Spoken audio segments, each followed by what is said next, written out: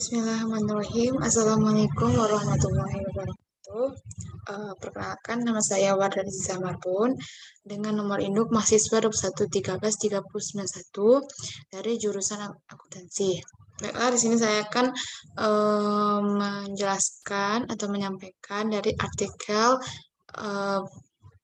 berganda, yaitu dengan judul faktor-faktor yang mempengaruhi pengiriman pendapatan tenaga kerja Indonesia ke keluarga di Kabupaten Kendal. Oke, baiklah, di sini dengan mata kuliah statistika. Faktor yang mempengaruhi pengiriman pendapatan tenaga kerja di Indonesia ke keluarga di Kabupaten Kendal. Nah, yang pertama, pendahuluan. Tahun 2000 kerja Indonesia ke luar negeri, keluarga di Kabupaten Kendal. Pertama, pendahuluan tahun 2010, Indonesia termasuk dalam 5 besar jumlah penduduk terbanyak di dunia. Peringkat pertama diduduki oleh Republik Rakyat Cina dengan total penduduk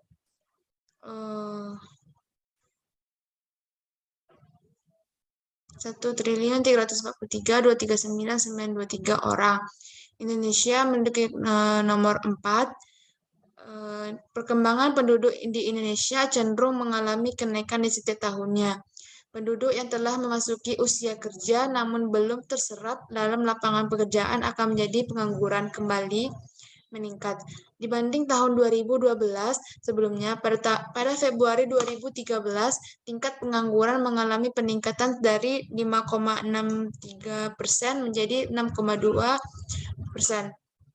Sedangkan dibanding Februari 2013 meningkat 5,53%. Data ini diperoleh dari Badan Pusat Statistik. Tingginya jumlah penduduk Indonesia dan kurangnya lapangan pekerjaan yang mampu menyerap seluruh tenaga kerja tersebut, maka salah satu jalan yang telah ditempuh pemerintah adalah membantu menyalurkan tenaga kerja ke negara-negara yang membutuhkan. Tenaga kerja yang bekerja di luar negeri ini disebut dengan TKI atau tenaga kerja Indonesia. Nah, remitensi bagi keluarga TKI merupakan pendapatan untuk memenuhi kebutuhan sehari-hari keluarganya. Sebagian dari pendapatan TKI disisihkan untuk memenuhi kebutuhan keluarga di daerah asal yang TKI tanggung. Semakin banyak jumlah keluarga yang tanggung, maka TKI pendapatan diartikan sebagai hasil yang diperoleh setelah bekerja, sedangkan pendapatan pribadi diartikan sebagai semua jenis pendapatan, termasuk pendapatan diperoleh tanpa memberikan kegiatan apapun yang diterima oleh penduduk suatu negara, dikemukakan oleh Adana pada tahun 2007. Tingginya pengiriman TKI ke luar negeri setingkat dengan banyaknya TKI yang bermasalah. Masalah yang dihadapi TKI antara lain PHK sepihak atau pemutusan hubungan kerja sepihak, gaji tidak dibayar, tidak mampu bekerja, komunikasi tidak lancar. Seperti kalau komunikasi tidak lancar ini, misalnya saya bekerja di Amerika Serikat, dan Amerika Serikat itu kan bahasanya bahasa Inggris, sedangkan saya tidak pandai bahasa Inggris, jadi adanya discommunication atau komunikasi tidak lancar di sana, dan faktor-faktor lainnya. Faktor yang mempengaruhi permasalahan kinerja TKI adalah dari keahlian dan pendidikan mereka yang rendah. Nah, di sini terciptanya TKI yang berkualitas menimbulkan banyak dampak positif bagi TKI, keluarga, serta lingkungan di daerah asalnya.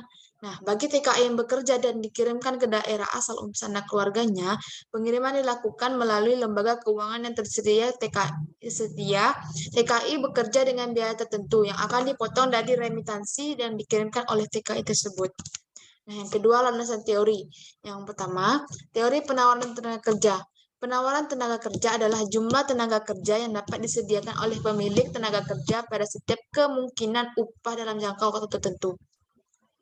Dalam teori klasik, sumber daya manusia merupakan individu bertujuan untuk memaksimumkan kepuasan dengan kendala yang dihadapinya, dikemukakan oleh Soleh tahun 2007. Banyak faktor yang mempengaruhi penawaran tenaga kerja. Faktor yang mempengaruhi penawaran tenaga kerja itu antara lain, pertama, jumlah penduduk, struktur umur, produktivitas, tingkat upah, pendapatan, kebijakan pemerintah, wanita yang mengurus rumah tangga, penduduk yang bersekolah, dan keadaan perekonomian. Yang kedua, hubungan antara pendapatan dengan pengiriman pendapatan TKI ke keluarga. Pendapatan yang dikirim TKI ke keluarga pada dasarnya adalah bagian dari penghasilan TKI yang disisihkan untuk dikirimkan ke daerah asalnya.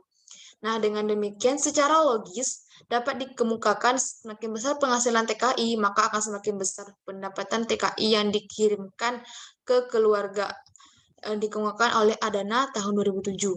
Yang ketiga, hubungan antara kebutuhan keluarga dengan pengiriman pendapatan TKI ke keluarga.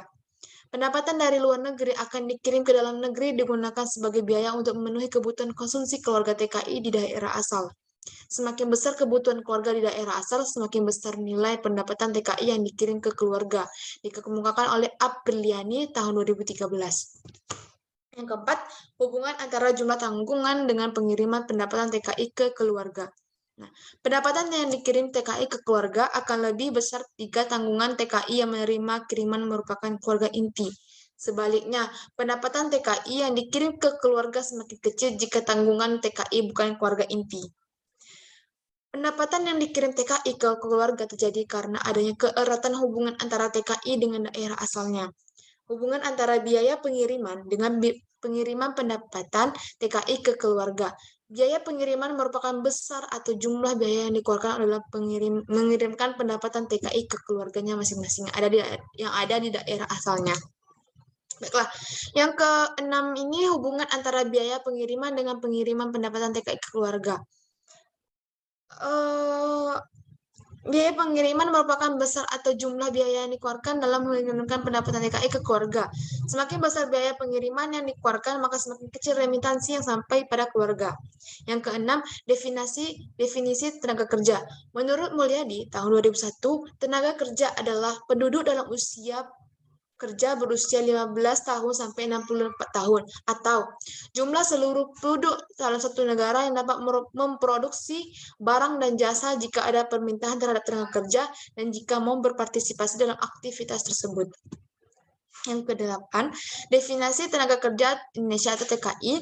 Menurut BNP 2 TKI, tenaga kerja Indonesia adalah warga negara Indonesia, baik laki-laki maupun perempuan yang melakukan kegiatan di bidang perekonomian, sosial, keilmuan, kesenian, dan olahraga profesional, serta mengikuti pelatihan kerja di luar negeri, baik di darat, laut, maupun udara dalam jangka waktu tertentu berdasarkan perjanjian kerja tersebut. Yang terakhir, definisi remitansi nih. Kan dari tadi kita bicara tentang remitansi nih. Nah, menurut Anda, 2007, remitansi bagi keluarga TKI merupakan pendapatan yang untuk memenuhi kebutuhan sehari-hari keluarganya. Selanjutnya itu metode penelitian. Di artikel ini, penelitian tersebut ini ada 4 penelitian. Yang pertama, jenis sumber datanya. Yang kedua, analisis. Yang ketiga, pengujian statistik terhadap model. Seperti yang kita ketahui, atau yang telah kita pelajari ini, di statistika ada tiga uji atau pengujian, yaitu uji T. Yang kedua, uji F. Uji F ini sama dengan kayak statistik. Nah, yang terakhir itu koefisien determinasi. Nah, yang keempat, uji penyimpangan asumsi klasik. Ada 3. Yang pertama, uji multikoliniaritas. Yang kedua, uji heteroskedastisitas. Yang ketiga, uji normalitas. Baiklah, yang kelima, simpulan dan saran. Yang pertama, itu simpulan. Simpulannya ada dapat beberapa hal. Yang pertama, variabel pendapatan memiliki pengaruh positif dan signifikan sebesar 0,341 terhadap pengiriman pendapatan TKI ke keluarga. Hal ini menunjukkan bahwa semakin tinggi pendapatan yang diperoleh oleh TKI, maka semakin tinggi pengiriman pendapatan TKI ke keluarga. Oke. Yang kedua, variabel kebutuhan keluarga memiliki pengaruh positif dan signifikan sebesar 340 atau bisa disebut dengan 0,34 terhadap pengiriman pendapatan TKI ke keluarga. Hal ini menunjukkan bahwa semakin tinggi kebutuhan keluarga, maka akan semakin tinggi pula pengiriman pendapatan TKI ke keluarga. Yang ketiga, variabel jumlah tanggungan tidak memiliki pengaruh yang signifikan sebesar 612.033,441 atau 61233,441 terhadap pengiriman pendapatan TKI ke keluarga. Hal ini menunjukkan bahwa berapapun jumlah tanggungan, TKI hanya dapat mengirimkan pendapatannya ke keluarga sesuai yang TKI mampu. Yang keempat, variabel biaya pengiriman pendapatan TKI ke keluarga atau remitansi. memiliki pengaruh positif dan signifikan sebesar 6,3 terhadap pengiriman pendapatan TKI ke keluarga. Hal ini menunjukkan bahwa semakin tinggi biaya remitansi, menandakan semakin besar pula pendapatan TKI yang dikirimkan ke keluarganya masing-masing. Yang kelima, variabel pendapatan. Kebutuhan keluarga, jumlah tanggungan, dan biaya pengiriman secara bersamaan. Bersama-sama memiliki pengaruh positif yang signifikan sebesar 13,816 terhadap pengiriman pendapatan TKI ke keluarga dengan probabilitas 0,000, probabilitas jauh lebih kecil dari 0,05, maka model regresi dapat digunakan untuk memprediksi pengiriman pendapatan TKI ke keluarga, atau dapat dikatakan bahwa pendapatan kebutuhan keluarga, jumlah tanggungan, dan biaya remitansi secara bersama-sama berpengaruh terhadap pengiriman pendapatan TKI ke keluarganya. Yang terakhir, saran. Nah, saran ini yang pertama itu semakin tingginya pengiriman pendapatan TKI ke keluarga, karena semakin tingginya pendapatan, sebaiknya dapat digunakan dengan sebaik-baiknya agar kelak tidak berangkat kembali ke luar negeri untuk menjadi TKI yang kebanyakan adalah berprofesi sebagai pembantu rumah tangga. Pendapatan yang telah TKI dapatkan sebaiknya sebagian disisihkan untuk modal kelak setelah tidak menjadi TKI, dapat membuka usaha di wilayah asal, sehingga selain dapat meningkatkan kesejahteraan keluarga, juga dapat meningkatkan perekonomian di wilayah asalnya. Yang kedua, pengiriman pendapatan TKI ke keluarga semakin tinggi seiring dengan tingginya kebutuhan keluarga TKI di wilayah asalnya, sehingga penulis menyarankan agar TKI dapat mempergunakan pendapatannya dengan sebaik-baiknya agar penghasilan dapat mencukupi kebutuhan keluarga di wilayah asal, dan TKI mampu menabung untuk masa depannya setelah tidak menjadi TKI lagi. Yang selanjutnya itu jumlah tanggungan tidak memiliki pengaruh terhadap pengiriman pendapatan TKI keluarga, sehingga kita disarankan agar pihak yang ditanggung oleh TKI dapat mempergunakan kiriman dari TKI dengan sebaik-baiknya dalam mengelola keuangan tersebut. Yang keempat, berapapun biaya yang dikenakan dalam pengiriman pendapatan TKI ke keluarga tidak menyurutkan niat TKI untuk terus mengirimkan pendapatannya ke keluarga. Sehingga saran penulis ini bagi pihak atau lembaga keuangan tepat pengiriman uang hendaknya mempermudah transaksi pengiriman dan memberikan tuntunan bagi TKI yang kurang mengerti akan tata cara pengiriman uang tersebut. Nah, yang terakhir, hendaknya TKI mampu mengelola keuangannya sehingga mampu mengirimkan pendapatan untuk mencukupi kebutuhan keluarga yang TKI tanggung, dan diharapkan dapat menyisihkan sebagian dari pendapatan sebagian modal usaha kelak setelah tidak menjadi TKI lagi. Sekian penampilan PowerPoint saya. Bila ada kesalahan, saya mohon maaf. Terima kasih. Saya akhiri dengan wabillahi taufiq wal hidayah. Wassalamualaikum warahmatullahi wabarakatuh.